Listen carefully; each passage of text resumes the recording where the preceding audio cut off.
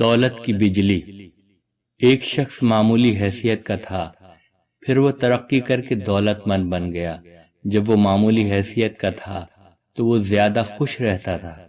دولت آنے کے بعد وہ پریشان رہنے لگا۔ اس کے ایک پرانے دوست نے پوچھا، یہ تمہارا کیا حال ہو گیا ہے؟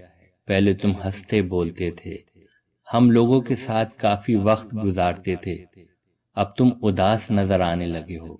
اس نے جواب دیا، میرے اوپر دولت کی بجلی گری ہے۔ دولت نے مجھ کو نئے نئے مسائل میں الجھا دیا ہے۔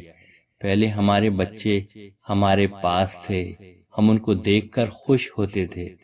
آج ہر بچہ ہم سے دور ہے، کوئی یورپ، امریکہ پڑھنے گیا ہوا ہے، کوئی دور کسی مقام پر ملازم ہے۔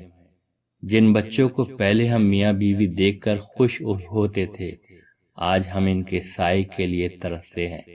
بھیڑوں کا فارم ہے تو خیال لگا ہوا ہے کہ اتنی قیمتی بھیڑیں ہیں، پتہ نہیں ان کا کیا ہوا۔ ٹرک چل رہے ہیں تو اس کی فکر ہے کہ کہیں ایکسیڈنٹ نہ ہو گیا ہو۔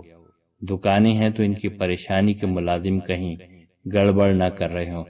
غرض جتنی زیادہ دولت ہے اتنی ہی زیادہ فکر ہے۔ سیلز ٹیکس، انکم ٹیکس اور طرح طرح کے قانونی جھگڑے، اور اس کے علاوہ زندگی لطف سے خالی ہو کر بس مسائل اور پیچیدگیوں کا مجموعہ بن گئی ہے۔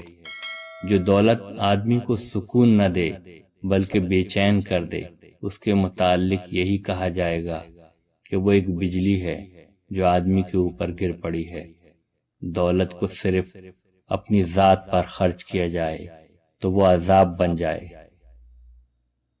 اللہ کے راستے میں خرچ کیا جائے تو وہ نعمت بن جائے گی۔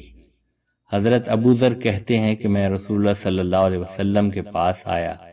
آپ اس وقت کعبے کے سائے میں بیٹھے ہوئے تھے۔ آپ نے جب مجھ کو دیکھا تو فرمایا کہ کعبہ کے رب کی قسم، وہ لوگ گھاٹے میں ہیں۔